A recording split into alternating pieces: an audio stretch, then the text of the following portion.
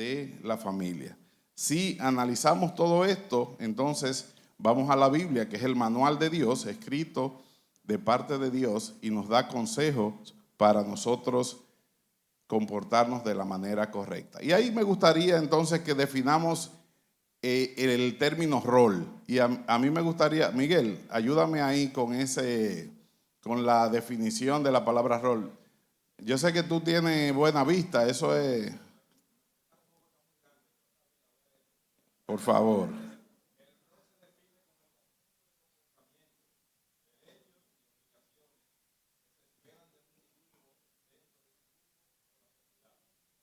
Ok, entonces el rol es un conjunto de comportamientos, derechos y obligaciones que tenemos todos los individuos dentro de la sociedad. Se espera de nosotros en nuestro rol que nosotros nos comportemos de una manera en particular. Hablemos entonces del origen de ese rol. Hermano Félix, usted que tiene también buena vista, léase el origen de dónde viene esa palabra de rol, para que los hermanos podamos entender el origen de este término. La palabra rol proviene originalmente de la que se refería al pergamino donde estaba escrito los personajes de una obra teatral. Y ahí pasó a significar el papel interpretado por. Ok, muchas gracias. Entonces decimos que el rol viene de la palabra role, y que lo que significaba en ese momento era el papel que debía interpretar un actor. Entonces, llevándolo al mundo nuestro diario, habla del rol que tenemos nosotros, ya sea como padre, como esposo, como esposas, como tíos, como sobrinos, como hijos. Es el papel que nosotros debemos interpretar como ese personaje que estamos describiendo. Entonces, nosotros tenemos cada uno responsabilidades. Los que son hijos tienen responsabilidades. Los que son padres tienen sus responsabilidades. Las que son esposas tienen responsabilidades. Los que son abuelos tienen responsabilidades. Y todo esto, entonces, lo vamos a ver en un ejemplo sencillo que nos manda Dios, un mandamiento que nos manda Dios, para que nosotros sepamos cómo manejarnos adecuadamente en el entorno familiar. Me gustaría entonces que leamos, hermano Nacho, ayúdanos con Juan capítulo 13, versos 34 y 35. ¿Qué nos dice la palabra de Dios?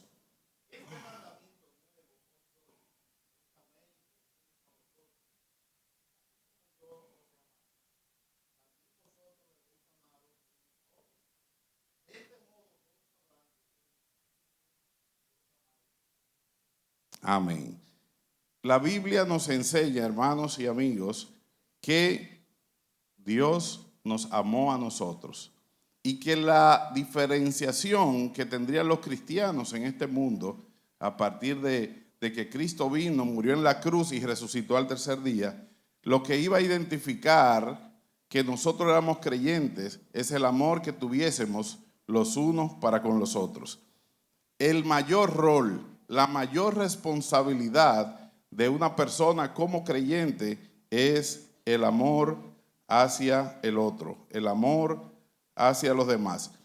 En el Antiguo Testamento, de hecho, en la ley se estipuló el término que ustedes conocen, ojo por ojo y diente por diente. Si usted me da una galleta, yo le doy otra. Si usted me saca un ojo, yo le saco un ojo a usted. Si usted me corta un brazo, yo se lo corto a usted el otro. Pero cuando viene Cristo, que muere por todos los pecadores y resucita el tercer día, estableció entonces un mandato nuevo que es el amor. Y Jesús resume los 10 mandamientos que fue dado a Moisés en la ley en 2 mandamientos. Amarás a tu Dios sobre todas las cosas, y el segundo es amarás a tu prójimo como a ti mismo. Entonces, la ley de Dios se reduce a un mandamiento que es el amor.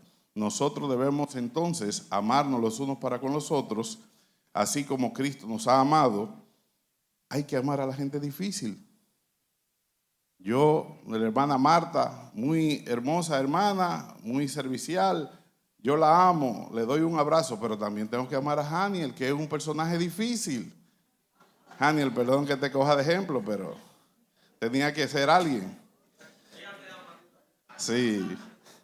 Entonces, no es solamente amar a aquellas personas con las que nos llevamos bien, que son muy chéveres, que son fácil de llevar. También debemos amar a aquellos con los que es difícil la convivencia, porque tenemos criterios diferentes, porque pensamos diferente. Entonces, en el entorno de la iglesia y en el entorno familiar, lo que debe prevalecer, según la Biblia, es el amor, y ese amor permite que nosotros nos toleremos unos con los otros. ¿Cuántas veces nosotros le fallamos a Dios? Nosotros como creyentes, ¿cuántas veces le hemos quedado mal a Dios? Le prometemos a Dios hacer algo y se nos olvida después o no lo hacemos. Entonces, Dios nos ama por encima de todas esas fallas, por encima de todas esas cosas que nosotros hacemos incorrectas delante de Él.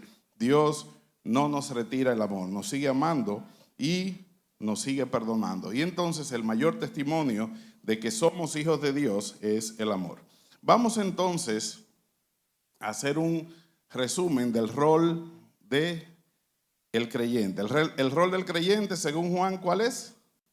El amor, ¿verdad? Debemos amarnos unos a otros. Entonces vamos a trasladar eso, ya que somos creyentes, nos vamos a la familia. ¿Cuál es el rol de cada miembro de la familia?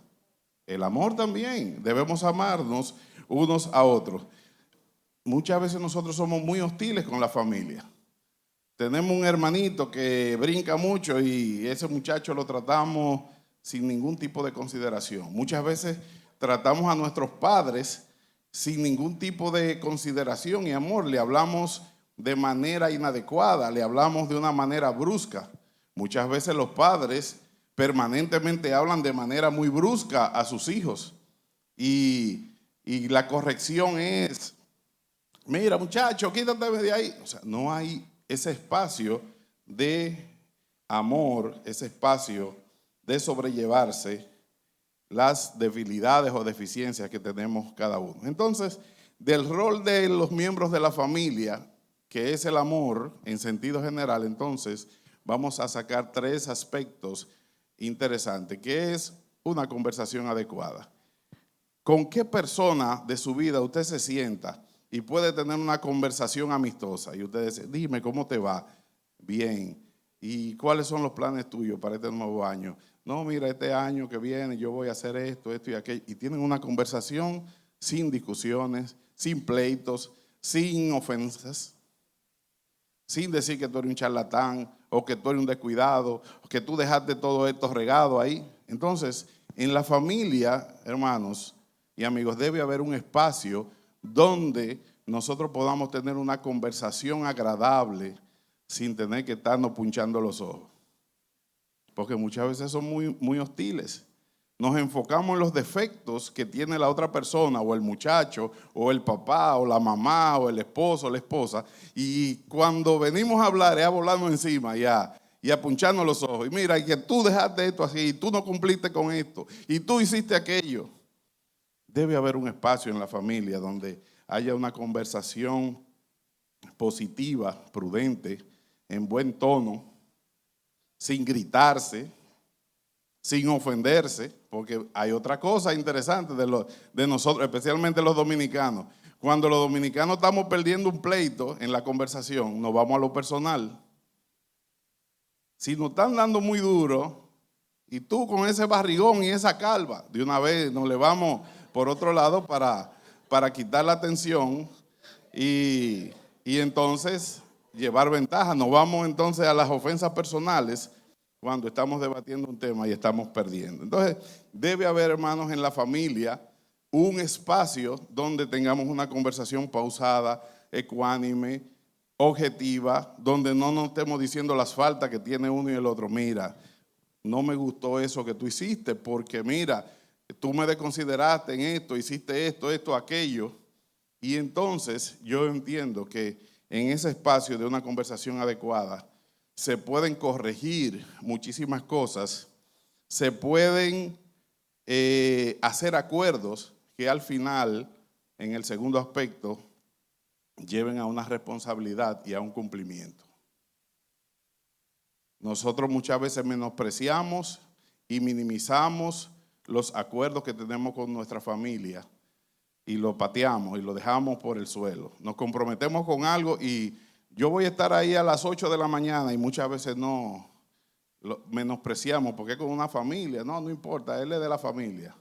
Y no le damos el respeto y el rigor que necesita esa persona, que es una persona. Lo único que es nuestro primo, nuestro hermano, nuestro papá, nuestra mamá, y debemos cumplir entonces nuestra responsabilidad, cumplir los acuerdos. Nos pusimos de acuerdo que íbamos a hacer esto de esta manera, vamos a cumplir con ese acuerdo. Quedemos bien porque eso mantiene la armonía entre la familia. Y finalmente entonces está el respeto.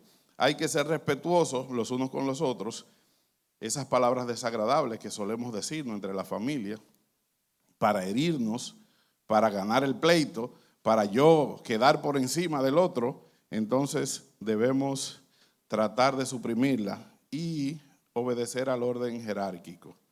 El hijo obedece al padre, el padre debe respetar al hijo, no porque el padre sea en el orden jerárquico el mayor nivel, tiene luz verde para decirle al hijo, como decimos nosotros, hasta perro muerto y no va a pasar nada, porque hay una persona que tiene sentimientos, que tiene un corazón al cual nosotros lo estamos pisoteando e hiriendo. Por eso entonces entre la familia, el rol de cada familia debe haber mucho respeto y respetarse el orden jerárquico.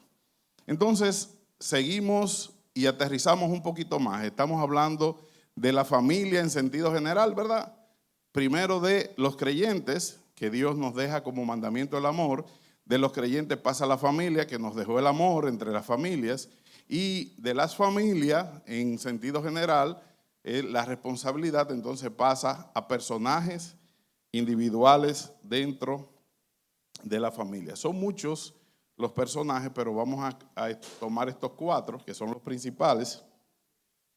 No vamos a hablar de los abuelos y de los tíos, pero sí vamos a hablar de los hijos, de los padres, de las esposas y de los esposos. Y vamos a ver cuáles son las responsabilidades y lo tocamos por encimita porque la idea no es que nos pasemos todo el día aquí viendo estos temas. Yo voy a ampliar un poquito más esto en otro aspecto el próximo miércoles a las 8 de la noche, así que están todos invitados a participar de la segunda parte que tendremos. Responsabilidades entonces de la familia, los hijos, ¿qué deben hacer según la Biblia? Todo esto está contenido en la Biblia. Yo simplemente le estoy haciendo a ustedes un resumen. Eso se encuentra en el libro de Efesios, su capítulo 5. Entre el capítulo 5 y 6 están estos datos. Los hijos deben obedecer y honrar a sus padres. El hijo que obedece y honra a su padre está actuando en amor para con su padre. Hijos, aquí hay muchos hijos, jóvenes. Yo soy hijo también, soy jovencito. 28, ya se lo saben. Está corriendo el rumor, eso es interesante. Hijos, nuestra misión como hijos es obedecer. Obedecer, no es entender. Yo no entiendo a papá, yo no entiendo a mamá. No es entenderlo, es obedecer. Porque muchas veces creemos que merecemos la explicación de todo lo que papá y mamá tienen que aplicarnos y no es así. Tenemos que obedecer. Miren, en la vida cristiana, Dios, que es nuestro Padre, muchas veces nos pasan cosas en la vida y nosotros no tenemos ninguna explicación de por qué, ni Dios nos las da tampoco.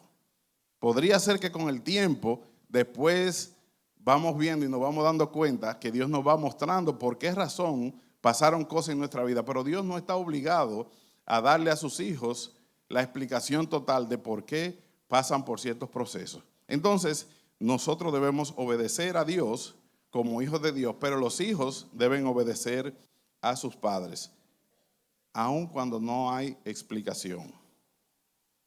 Los hijos deben honrar a Dios, a los padres, y cuando hablan de honrar es respetarlos es cuando los hijos trabajan, deben honrar económicamente a sus padres, sacarle unos chelitos, porque esos viejos se fajaron con usted a criarlo, a alimentarlo, a darle estudios básicos, estudios universitarios, y usted entonces cuando está trabajando, nada más está comprándose ropa bonita y andando para los resorts, y el papá y mamá, los dos viejos allá, olvidados en la casa. Hay que sacar un espacio para nosotros atender a nuestros padres económicamente. Hay que sacar ese tiempo. El que hace eso, dice la Biblia, que honra a su padre y a su madre, y entonces como consecuencia de honrar a su padre y a su madre, le va a ir bien en la vida y va a tener larga vida. Eso es la promesa que dice la Biblia para los hijos. Hijos, otra cosa interesante. Si su papá y su mamá le dijeron, mira a la muchacha, ¿dónde están? No son mis hijas, son mis hermanitas. Audrey, Vivi, ahí está Dayana y unas cuantas más que no la veo. Margie. Si sus padres, ustedes llevan un enamoradito a la casa y los padres le hacen el escaneo, esos dos viejos saben más que usted y lo escuchan hablar a ese joven y se relacionan con él y oyen lo que piensan, oyen lo que dice, oyen cómo se comporta y van y te dicen, ese muchacho no te conviene, ese muchacho no es el tuyo. El corazón roto. Hay que obedecer a los padres porque ellos ven algo que usted y yo como hijos no vemos cuando estamos en esos tiempos. El hijo que no se lleva de su padre y de su madre cuando le aconsejan con respecto a la familia, al novio o a la novia, normalmente termina en un fracaso. Ah, mira, mi otra hija Dayana ahí.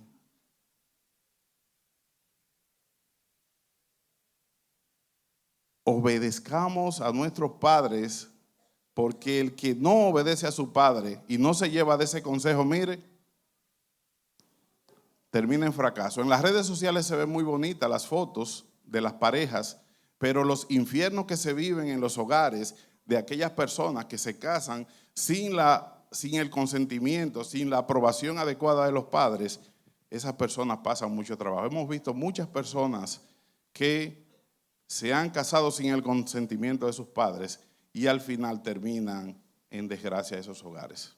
Porque los padres tienen un don de parte de Dios, ven más allá que nosotros cuando tenemos 14, 18, 20 años, 25 años. Y a ustedes, cuando sean padres, les tocará también decirle a sus hijos lo mismo, pasarle el escáner al muchacho o a la muchacha y decirle, no, ese muchacho no es para ti, esa muchacha no es para ti. Ellos lo ven. Y a los hijos, ¿qué les toca? ¿Qué dijimos al principio?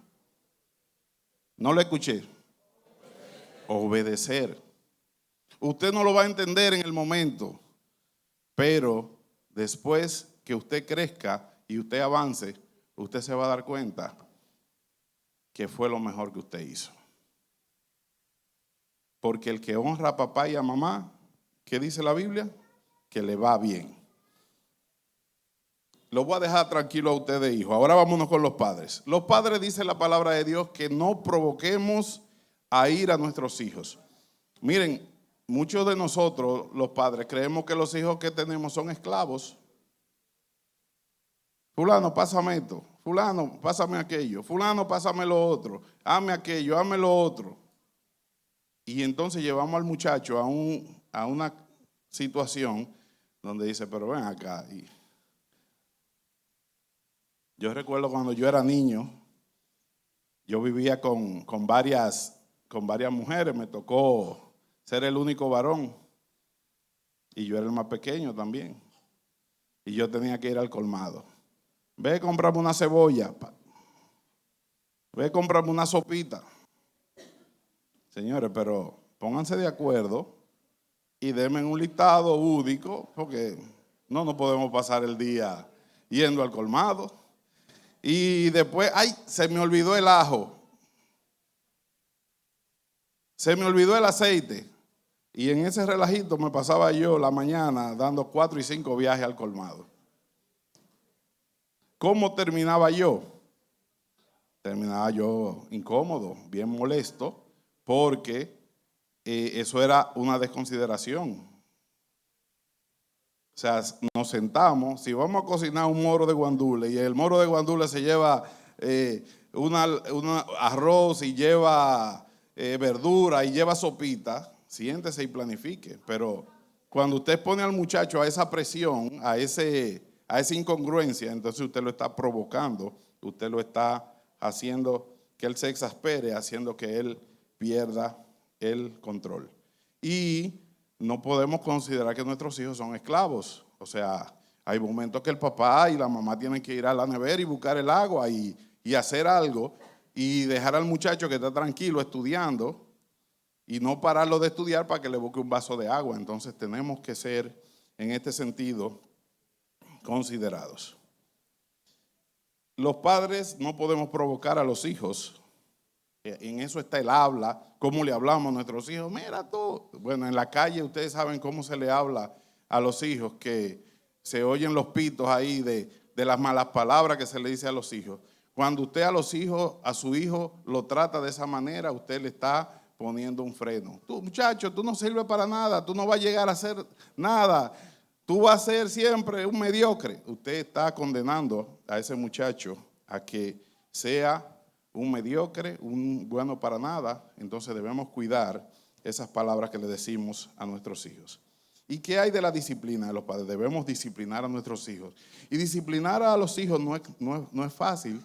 Yo recuerdo cuando Vivi nació, que Vivi lloraba en las noches.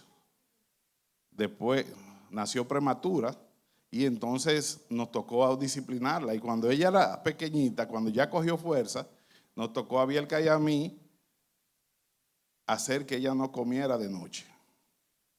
Y mire, nos pasamos, ¿cuántos días fueron, Bielka? Como 3 o 4 días. 3 días sin dormir. Y la muchacha arrancaba a llorar a las 12 de la noche. Y a las 2 de la mañana. Y en ese momento, oye, yo me voy a parar. No te pares. Y después Bielka no aguantaba, no te pares porque tenemos que lograr. Nos pasamos 3 noches en eso, pero después de ahí pudimos dormir tranquilos hasta que nació Biel y que empezamos con la misma tanda. Eso es parte de la disciplina. Es doloroso disciplinar a nuestros hijos, pero hay que hacerlo. Si usted quiere que el muchacho crezca con buenos valores, usted tiene que olvidarse lo que siente su corazón y aplicar la disciplina y ponerse rígido y duro en esto. Los padres son responsables de la disciplina de los hijos. Los padres son los responsables de proveer para sus hijos. Usted no puede decirle a su hijo, la comida, a tu diligencia, búscala por ahí, porque usted está incentivando a su hijo. ¿Usted sabe qué? A que robe, a que pida, y usted no puede tener el muchacho suyo pidiendo por ahí. ¿Usted sabe por qué no puede tener al muchacho suyo pidiendo favores y cosas por ahí? Porque en este mundo tan malvado hay gente que se aprovecha de esa circunstancia para dar a cambio de otras cosas. Y entonces podríamos perder, como dicen lo más por lo menos. Nosotros como padres debemos asumir nuestra responsabilidad de proveer para nuestros hijos. No es responsabilidad de ellos comprarse sus propios tenis, no es responsabilidad de ellos comprarse su computadora o su tablet, es responsabilidad de los padres. Y nosotros debemos enseñarle a nuestros hijos que para conseguir la tablet, los tenis, las camisas y los pantalones, tienen que trabajar. Esa es parte de lo que nosotros como padres tenemos que hacerlo. No es que lo vayan a pedir a la calle, no es pidiendo, no es el camino fácil. Tío, dámelo, primo, dámelo. No, es trabajando que se consiguen las cosas, si no le estamos mandando un mal mensaje a nuestros hijos. Soltamos a los padres, no provoquemos a ir a nuestros hijos y disciplinemos a nuestros hijos en amor, y en conciencia de que estamos creando gente de bien para el futuro. Vámonos entonces a las esposas. Ahí voy a ir suave con las esposas. Pero las esposas, ¿qué manda la Biblia? Que deben estar sujetas ¿a qué? Al marido. Pero cuando la Biblia habla de sujeción, no es que es un régimen militar donde la esposa no se puede mover y no puede decir nada porque el marido es un ogro y es el matatán y que no puede decir nada. No, es que debe haber respeto, porque la mujer tiende muchas veces a agarrar al marido y criticarlo. Mira, ya viene este. Y él está haciendo algo en público. Mira, ahí está él. Y el que está al lado y el otro que está al lado está oyendo. Ya viene este a hablar eso.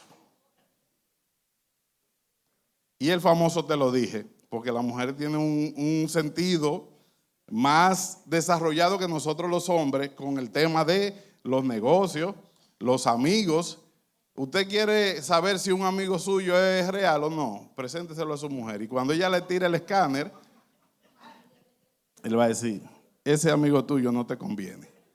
Y nosotros vamos a decir, no, eso no es nada, que ese fulano. Después nos damos cuenta que la mujer tenía razón. Porque la mujer tiene un escáner que detecta malas intenciones que nosotros, y nosotros en Belén con los pastores por allá. Hay amigos, peor todavía, así mismo. Mira, a mí no me gusta que te junte con fulana, que esa mujer está media rara.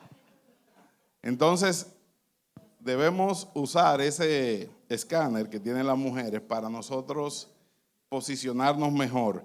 Pero esa capacidad que tiene la mujer, entonces se traduce al final en, te lo dije, yo te dije que eso no era así y viste que se cumplió. Entonces se convierte en un arma de hostilidad contra el hombre, un arma de opresión contra el hombre, un arma de querer desautorizar al hombre. Y entonces cuando pasa eso, ya hay problemas en la familia, porque la familia tiene un orden bíblico, donde el hombre es la cabeza, la mujer está debajo del hombre y los hijos están debajo de la mujer. Ese es el orden que Dios estableció desde el principio, desde la creación, desde que creó el matrimonio con Adán y Eva, estableció ese orden. Entonces, las mujeres tienen que estar sujetas al marido y tienen que tratar de ser menos hostiles con las palabras que dicen, porque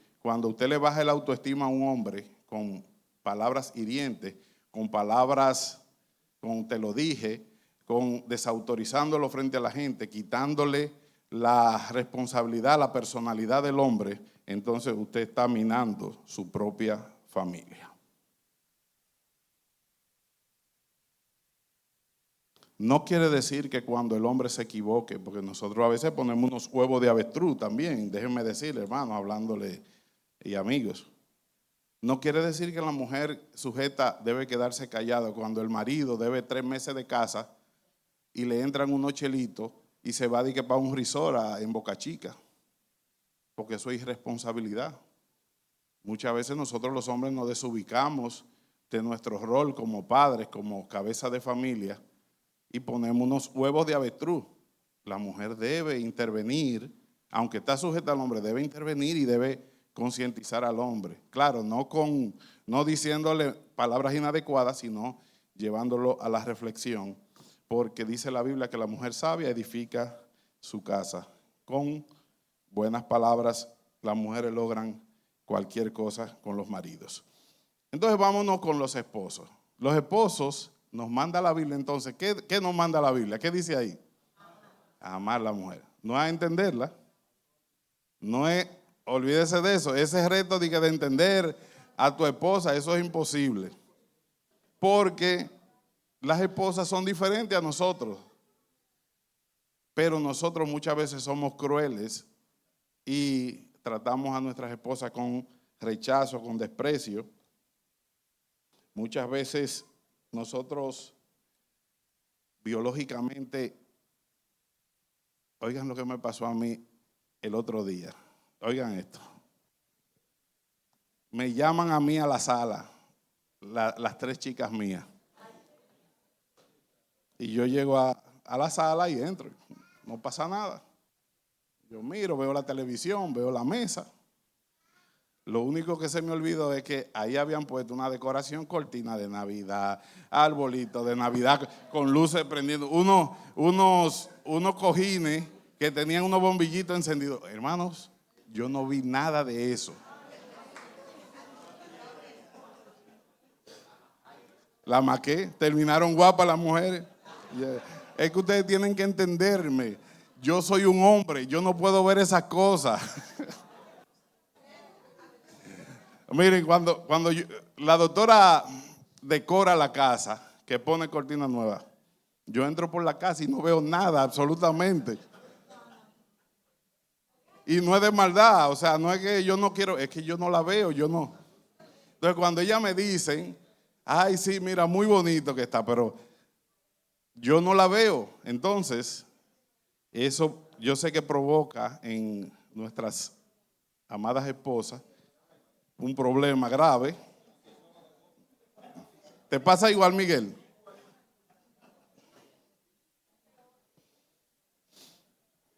Eso pasa en nuestras casas porque nosotros, no, bueno, es que biológicamente no lo vemos. Yo no sé por qué, porque yo entro a mi casa y yo no estoy viendo de que si hay una florcita en la esquina, si hay, no, yo entro a mi casa y hago un paneo, yo no sé de qué.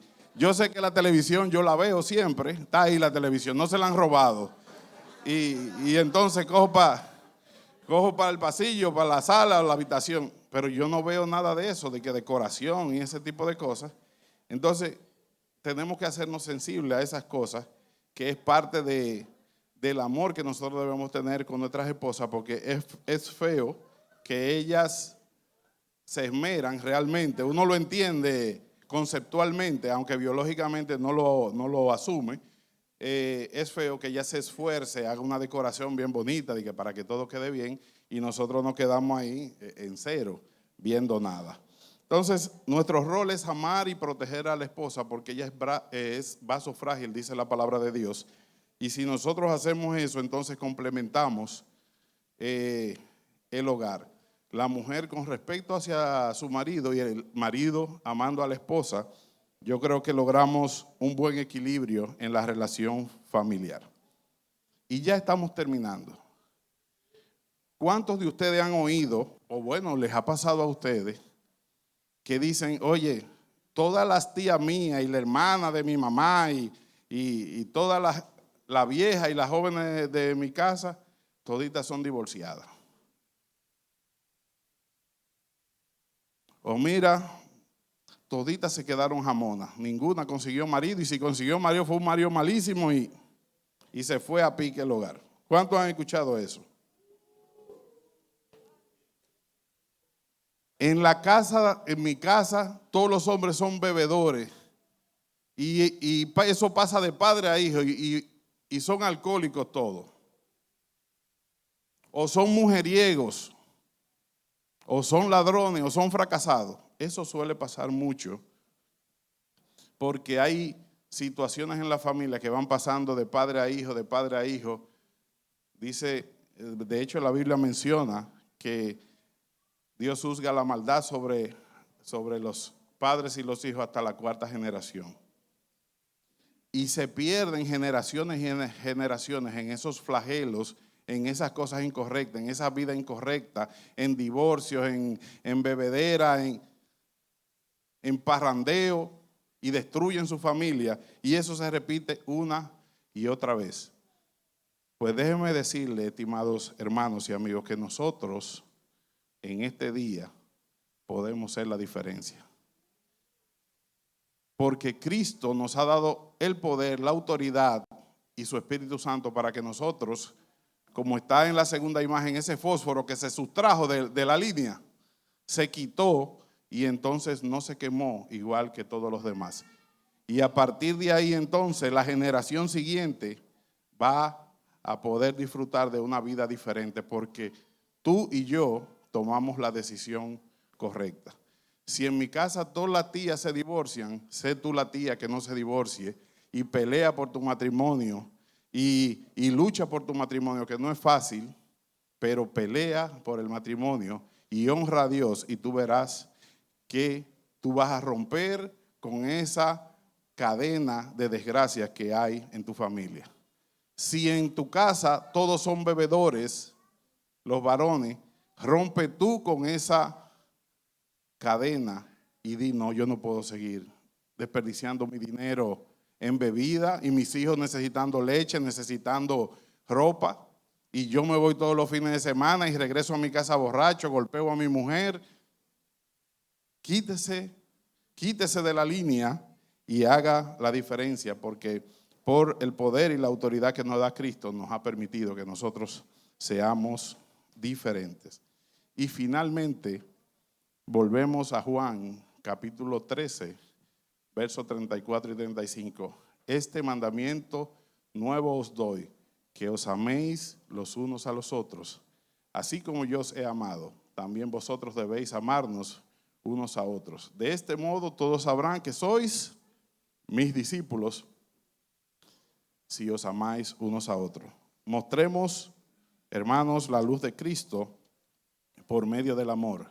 Amémonos unos a otros, amemos a nuestros familiares, tratemos a nuestros familiares con respeto, hablemosle con palabras adecuadas, suaves, para que pueda haber una conversación fluida, adecuada entre la familia, y rompamos todas esas desgracias que pasan entre las familias, la incomprensión que hay entre las familias por no tratarse de manera adecuada. Que el Señor les bendiga en esta mañana y que podamos nosotros poner nuestra cubeta de arena, no es un granito, es una cubeta de arena para que las relaciones familiares funcionen adecuadamente. Traigamos nuestra cubeta a la casa y pongámosla para que el orden familiar funcione, para que nos llevemos bien.